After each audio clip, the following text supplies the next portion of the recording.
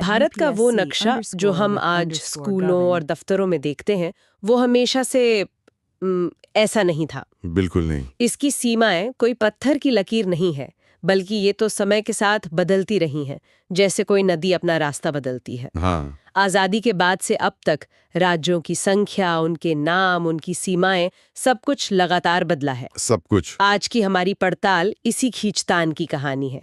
एक तरफ एक भारत का मजबूत विचार और दूसरी तरफ अपनी अलग क्षेत्रीय पहचान बनाए रखने की जिद। हाँ, और दोनों ही अपनी जगह बहुत शक्तिशाली ताकतें रही हैं। तो हम देखेंगे कि कैसे इन दोनों ने मिलकर भारत के नक्शे को बार बार तराशा है। हमारे पास जो स्रोत है, उनमें भारतीय संविधान के कुछ बहुत ही महत्वपूर्ण अंश हैं। वो बताते हैं कि भारत राज्यों का संघ क्यों है और संसद कैसे राज्यों की सीमाओं को फिर से बना सकती है। जी। तो पहले संविधान निर्माताओं की सोच को समझेंगे और फिर देखेंगे कि भाषा, संस्कृति और विकास की मांगों ने भारत के नक्शे को वो रूप कैसे दिया जो आज हमारे सामने है। ठीक है, तो चलिए इसे खोलते हैं। शुरुआत संविधान की बुनियाद से करते हैं। अनुच्छेद 1 बिल्कुल। ये कहता है, इंडिया यानी भारत राज्यों का एक संघ होगा।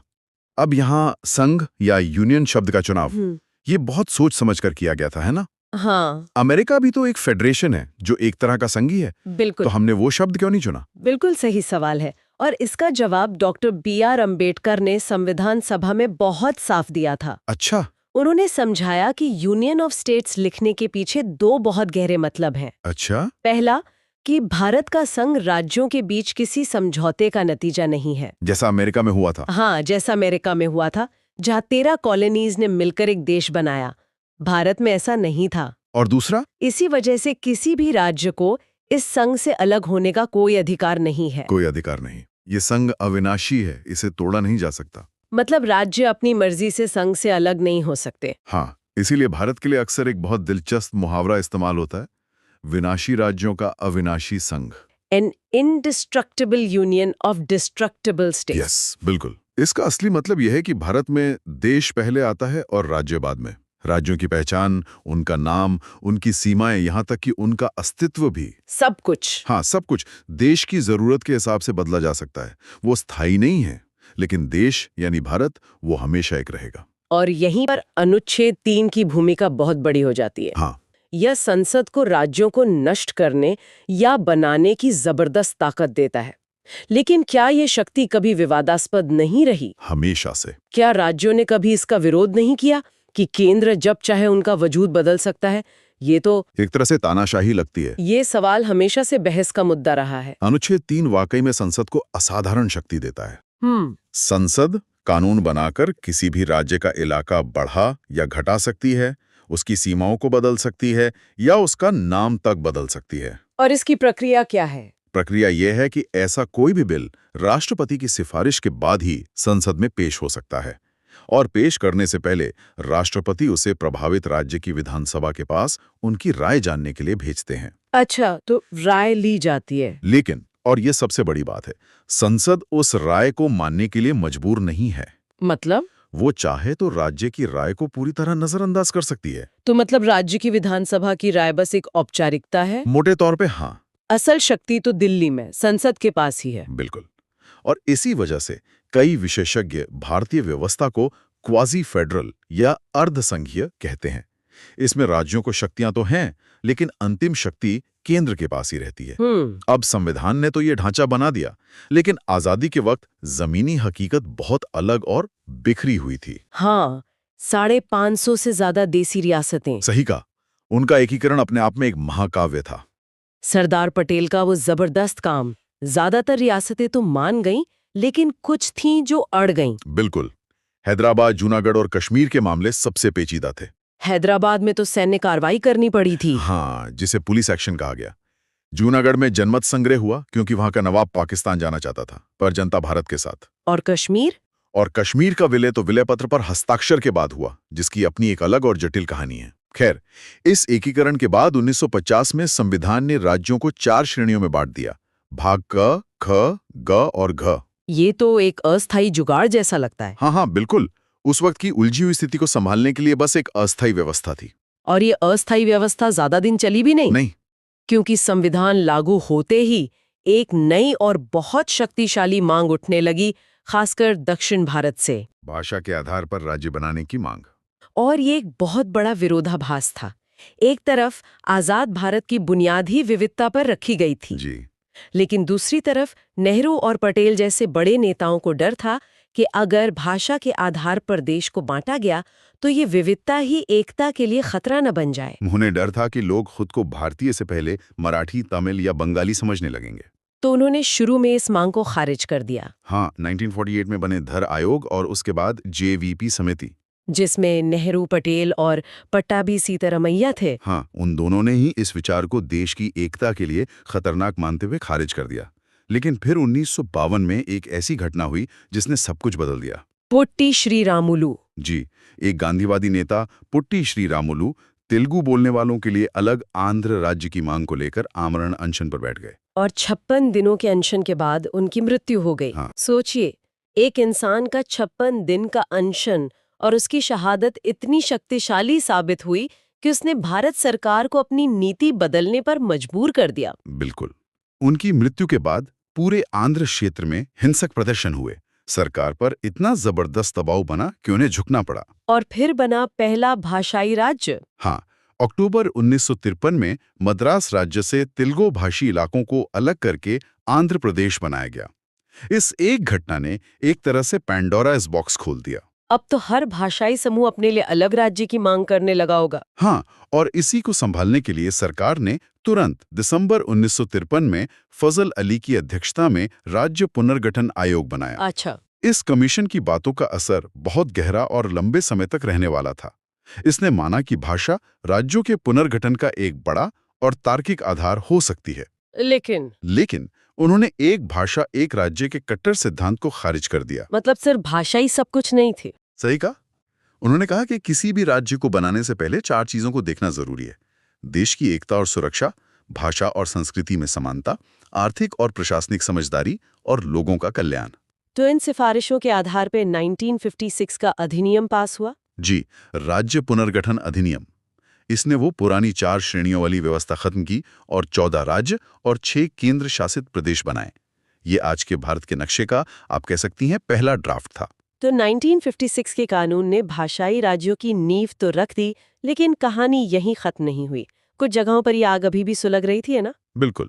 जैसे बंबई में। हाँ, बंबई एक द्विभाषी राज्य था जहां मराठी और गुजराती बोलने वाले दोनों रहते थे। वहां संयुक्त महाराष्ट्र आंदोलन और महागुजरात आंदोलन बहुत जोरों पर थे। और फिर उसे भी बांटना पड़ा। हाँ, आखिरकार 1960 में इस राज्य को भी भाषा के आधार पर बांट दिया गया। मराठी भाषियों के लिए महाराष्ट्र और गुजराती भाषियों के लिए गुजरात, जो भारत का 15वां राज्य बना।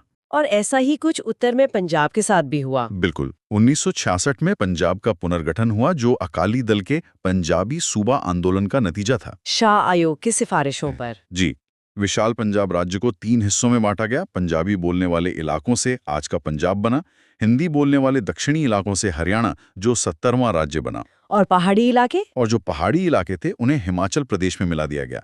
चंडीगढ़ को लेकर विवाद हुआ तो उसे केंद्र शासित प्रदेश बनाकर दोनों की साझा राजधानी बना दिया गया। अच्छा, और पूर्वोत्तर की कहानी तो बिल्कुल अलग रही होगी। वहां मामला सिर्फ भाषा का नहीं था, बल्कि जनजातीय पहचान और सांस्कृतिक स्वायत्ता का था। आपने बिल्कुल सही पकड़ा। वो शायद बाकी भारत से कहीं ज्यादा जटिल था। बहुत ज्यादा। पूर्वोत्तर की मांगे भाषा से ज्यादा जाति और सांस्कृतिक पहचान पर आधारित थीं। वो एक लंबा और धीरे धीरे चला बदलाव था। जैसे नागालैंड? हाँ, 1963 में नागा विद्रोह के बाद नागालैंड को असम से अलग करके 16वां राज्य बनाया गया। फिर 1972 में एक बड़ा बदलाव आया, जब मणिपुर, त्रिपुरा और मेघालय को पूर्ण राज्य का दर्जा मिला। मेघालय पहले असम का हिस्सा था, है ना? हाँ, दिलचस्प बात यह है कि मेघालय इससे पहले असम के भीतर एक उपराज्य था। उपराज्य? इसका क्या मतलब था? उपराज्य का मतलब था कि उसे कुछ मामलों में स्वायत्तता तो थी, पर वो पूरी तरह से एक अलग राज्य नहीं था। उसके कई महत्वपूर्ण अधिकार, जैसे कानून व्यवस्था, असम सरकार के पास ही थे। तो 1972 में उसे पूरी आजादी मिली। हाँ, उसे पूरी तरह से आजाद राज्य बना दिया गया। इसी तरह मिजोरम और अरुणाचल प्रदेश भी पहले केंद्र शासित प्रदेश बने और बाद में उन्हें पूर्ण राज्य का दर्जा मिला। और इसी दौर में सिक्किम की कहानी भी बहुत अनोखी है। हाँ, सिक्किम 1974 तक भारत का एक संरक्षित राज्य था, जहां चोग्याल राजवंश का शासन था। तो वो भारत का हिस्सा नहीं था? पूरी तरह से नहीं, भारत उसकी रक्षा और विदेश मामलों को देखता था। लेकिन 1975 में वहां के लोगों ने राजशाही के खिलाफ और भारत में पूरी तरह से विलय के पक्ष में भारी मतदान किया। और फिर वो भारत का 22वां राज्य बना। जी, 36वें संविधान संशोधन के जरिए। तो हमने देखा कि पहले भाषा, फिर जातीय पहचान के आधार पर राज्य बने, लेकिन 21वीं सदी की शुरुआत में जो नए राज्य बने, उनकी कहानी कुछ अलग लगती है। हाँ, सन 2000 में एक साथ 3 नए राज्य, छत्तीसगढ़, उत्तराखंड और झारखंड। इनकी मांग के पीछे क्या कारण थे? ये मांगों में एक महत्वपूर्ण बदलाव था। अब तर्क भाषा या संस्कृति का नहीं, बल्कि विकास और बेहतर प्रशासन का था। अच्छा। इन तीनों क्षेत्रों के लोगों की शिकायत थी कि वो अपने बड़े मूल राज्यों मध्य प्रदेश, उत्तर प्रदेश और बिहार की राजधानियों से बहुत दूर हैं और पिछड़े हुए हैं। और उनका मानना था कि छोटा राज्य होने से विकास बेहतर होगा। बिल्कुल।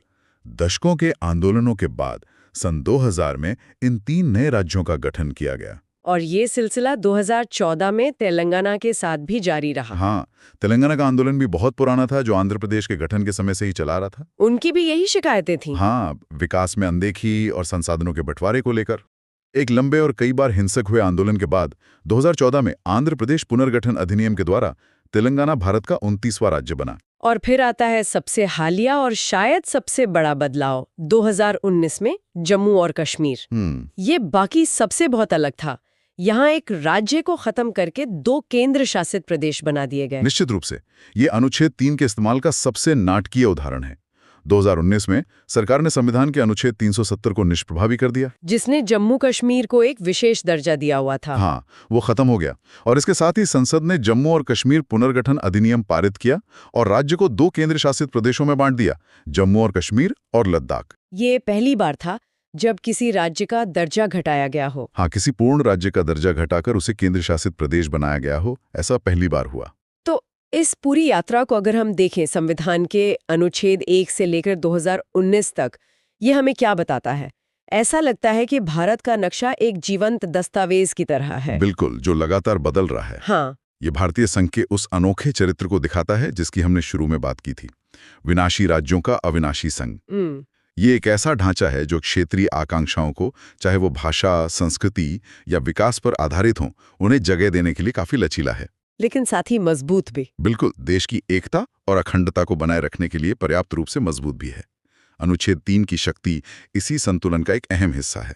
तो ये दिखाता है कि भारत में एकता का मतलब एकरूपता नहीं है। सही कहा, बल्कि विविधता को एक बड़े ढांचे के भीतर समायोजित करना है। आकर्षक संतुलन है, लचीलापन भी और मजबूती भी। हाँ, लेकिन ये हमें एक जरूरी सवाल पर भी सोचने के लिए मजबूर करता है। क्या? एक विचार जो हमारे श्रोताओं के लिए सोचने लायक है। क्या नए राज्यों का गठन और सीमाओं का पुनर्निर्धारण हमेशा प्रशासनिक सुविधा और विकास को बढ़ावा देता है, जैसा कि दावा किया जाता है?